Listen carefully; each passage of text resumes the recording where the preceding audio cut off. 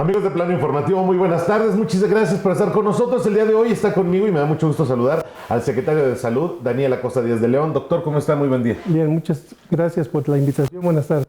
Doctor, pues estamos viviendo cuarta ola de COVID. Justo esta semana pasamos a semáforo naranja. ¿En qué condiciones estamos? Sabemos que el gobernador ha insistido mucho en los cuidados que debemos de tener. Sin embargo, el no afectar otras actividades que se tienen en el estado. Claro que sí. Entramos en una cuarta ola de la enfermedad producida por un virus conocido como SARS-2 que provoca la enfermedad COVID-19. Esta ola la esperábamos desde prácticamente fines del año pasado y la única novedad, lo que nos cambió el panorama, fue la variante Omicron, que si bien es común que los virus tengan una evolución, en esta ocasión no conocíamos cuál iba a ser su forma de presentación. Llegó fuerte, con mucha contagiosidad, lo cual nos elevó los números de casos, por un lado, pero afortunadamente no fue como hace un año la demanda de servicios hospitalarios y de terapia intensiva. Si bien esto no se ha terminado, hasta el día de hoy nos da un poco de respiro, a pesar de que tenemos cifras tan altas de datos de casos positivos, pero también hay que agregar que por indicaciones del señor gobernador incrementamos las pruebas diagnósticas y era obvio esperar que al aumentar el número de pruebas diagnósticas tuviéramos mayor número de casos. Claro, que no ha sido así con el número de personas hospitalizadas o personas que requieren de un servicio médico ya en atención directamente en un hospital. Es correcto, el número de atenciones en hospital sí se incrementó, pero no el de terapia intensiva ni la dependencia de un ventilador, que en ese sentido al día de hoy estamos un poco más arriba del 20%, lo cual quiere decir que todavía tenemos un margen de capacidad hospitalaria. Claro. Doctor, siempre se hacen prospectivas en cuanto a en qué momento sería el pico máximo. ¿Aquí tenemos alguna idea de cuándo podría ser esto? Sí, tenemos la experiencia de otros países, tenemos las predicciones de varias instituciones de salud federal, los cuales hablan de que esta semana, a partir del 21 de enero y hasta los primeros días del mes de febrero, podríamos estar en la meseta, en la parte más alta del pico de esta cuarta ola, y esperaríamos a partir de entonces una disminución del número de casos y en pocos días también tendríamos una disminución de la necesidad de hospitales. ¿Ha faltado responsabilidad de la sociedad al cuidarse? Fíjate que yo creo que no, cada vez la sociedad ha respondido mejor y nosotros lo palpamos en varios puntos. Simplemente ves la disminución de la movilidad cuando uno ha generado la expectativa de este riesgo, y creo que si bien no toda la sociedad, pero una buena parte de la sociedad, de la ciudadanía tanto urbana de esta área metropolitana como otras ciudades grandes del estado han respondido adecuadamente. Todavía falta. Pero, según lo que eso todavía falta, y en algún momento, por ejemplo en las olas pasadas, vimos la conversión de algunos hospitales a hospitales COVID. Correcto. ¿En estos momentos no ha sido necesario hacer estas conversiones? No, el hospital COVID que tenemos, que es el Hospital General de Soledad, se incrementó de 30 camas a 60 camas, pero era un hospital destinado a eso. Tenemos preparados áreas en el Hospital Central Nuevo, y el resto de hospitales, tanto del IMSS como del ISSSTE, estamos solicitando que estén al pendiente de aumentar su capacidad, también de los privados. Esperando que no sea necesario. Pero únicamente como una medida preventiva, estar preparados y que no nos sorprenda como la vez pasada. Claro. Doctor, los menores, si bien la vacuna nos ha ayudado a enfrentar de manera diferente también lo que es el COVID-19, los menores todavía faltan. Sabemos que hay un tema no solo a nivel nacional, sino a nivel internacional en cuanto a si vacunarlos o no vacunarlos. ¿Se va a pasar a ese proceso? ¿Hay contagio de menores que, digamos, los pudiera poner en riesgo o todavía estamos en una situación que no es de preocupación? Definitivamente sí es una preocupación los niños y los jóvenes. yo lo dividiría en dos escenarios. Uno, los adolescentes entre 12, 13 y 14 años, que ellos esperemos próximamente hacer el anuncio de que serán vacunados. Hay un motivo, es la dosificación de la vacuna. Como ustedes saben, únicamente está autorizada la vacuna Pfizer para ese grupo de edad. Claro. Entre 5 y 11 años es una dosis especial. En Estados Unidos la conocen como la vacuna de la tapita naranja, que implica únicamente una dosificación menor para los niños. Esa presentación no está en México. Okay. No se ha adquirido, no se ha conseguido como tal. Es una sola marca y es una dosis especial que hay que adecuar a la población. Ha habido intentos por tenerla disponible, pero a la fecha no hay nada en concreto todavía.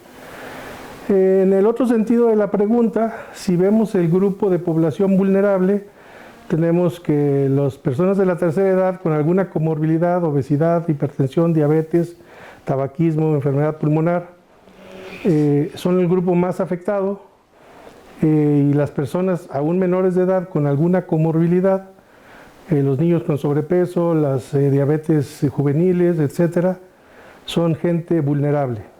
Okay. El grupo de población entre 5 y 11 años es afectada en menos del 4-3%. Entonces, por probabilidad que a un niño le afecte severo, es menor que al resto de la población. Sin embargo, es un grupo vulnerable, Claro. sin menospreciarlo, ¿verdad? Claro. Doctor, ¿en el sector cómo estamos? Bien. Sabemos que había habido también, como en todos los sectores, algunas faltas por personal que, digamos, estaba contagiado y no se atendía pues en donde debía estar laborando. ¿Cómo estamos en el sector salud? Principalmente en quien está también en el combate al COVID-19. Bien, hace aproximadamente 10 días, entre el 12 y 14 de enero, empezamos a tener un gran número de de casos positivos de COVID, no solo entre el personal de salud, sino en toda la industria y otras áreas de mucha enfermedad de la variante Omicron por la forma de comportarse. Pero lo que podemos ver en los últimos 3 o 4 días es que ese número de afectación ha disminuido.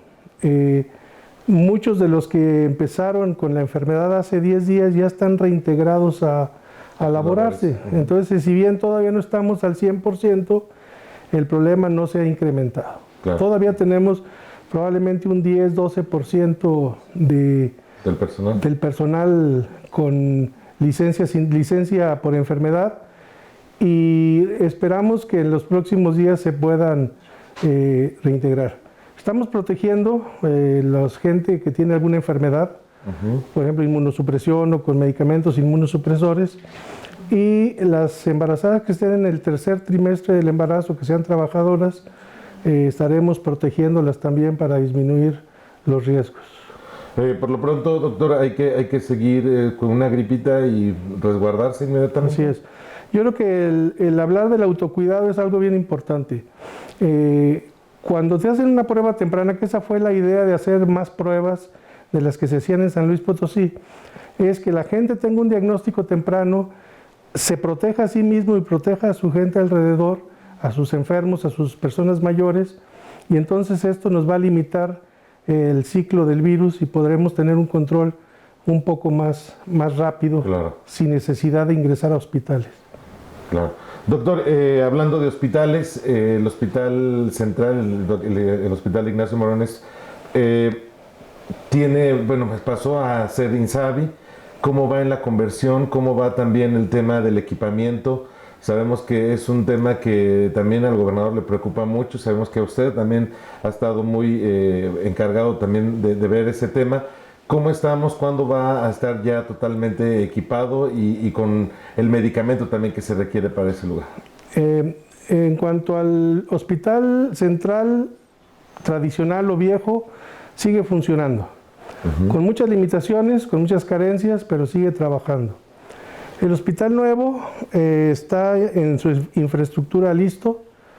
Estamos en el proceso de equipamiento, que es un proceso muy lento, que depende, como bien dices tú, del INSABI y depende de la Secretaría de Hacienda y de la Secretaría de Salud Federal. Se han ido avanzando los pasos que nos han solicitado. Si bien son cerca de 6 o 7 procesos, ya vamos avanzando entre el tercero y el cuarto.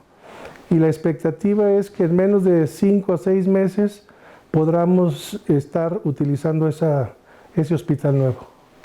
O sea, todavía falta Todavía falta para tenerlo con todo el equipamiento necesario para poder dar el servicio adecuado a la población.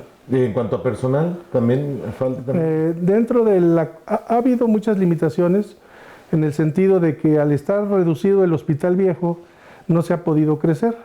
Aún falta por definir con el INSABI la forma como se manejará el personal, el estatus laboral que se tendrá con la plantilla de trabajadores que existe y las necesidades del nuevo hospital.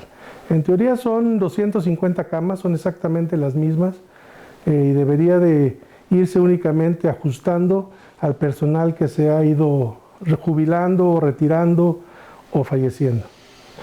Doctor, ahí en ese caso, ¿seguirá funcionando como 2 hospitales distintos? ¿O una vez que ya esté totalmente equipado, solo funcionará la parte nueva de lo que es el hospital central? La idea original era que fuera únicamente una transición, una renovación del hospital. Es decir, que el hospital viejo desaparece y el hospital nuevo quedaría en funciones. Sin embargo, hemos identificado algunas áreas, por ejemplo, 4 quirófanos que tienen menos de 5 años de construidos y que pueden ser de mucha utilidad. La principal limitante en este caso es el personal, que pudiéramos tener a través del INSABI o del IMSS Bienestar un apoyo en personal para poder tener un poco más de áreas hospitalarias. Claro. Y con esto ya digamos que tendrían tener una mayor cobertura en caso que fuera de esta manera. Así es, yo creo que sí podríamos rescatar aproximadamente unas 60 camas de hospital, pero una cama de hospital requiere enfermeras, requiere médicos, requiere intendencia, una infinidad de necesidades que tenemos que ser muy responsables al momento de decidirlo. Tenemos áreas de infraestructura de hospitales que están inútiles, que están todavía inutilizadas y que tenemos que ponerlas a trabajar. Claro. ¿Pasará lo mismo con el Hospital del Niño y la Mujer y el Hospital General de Soledad, que también les faltaba, digamos, tanto infraestructura como, bueno, no infraestructura, sino equipamiento y personal? Así es. Y básicamente es personal lo que falta. El Hospital de Soledad tiene una capacidad de 90 camas, está trabajando ahorita con 60 camas. El Hospital del Niño y la Mujer tiene al menos 50 camas disponibles para ser utilizadas, pero falta personal. Y lo mismo pasa en otros hospitales, como Valles, como Río Verde y como Matehuala, Valle, Río Verde y Matehuala, que son los que tendríamos que estar fortaleciendo con personal. Que esto aliviaría también al Hospital Central, ¿no? En cuanto a la demanda que se tiene. Esa es la idea primordial del señor gobernador, que al tener hospitales en el interior del estado y dentro de la misma ciudad, liberaría mucho la atención de la sobredemanda de atención en el Hospital Central. Claro. Entonces todavía faltaría como 7 meses para poder pasar a cuando menos 6 meses, sí vamos a tardar todavía en hacer el funcionamiento de ese hospital. Perfecto. Doctor, muchísimas gracias por habernos acompañado. Estoy para servirle.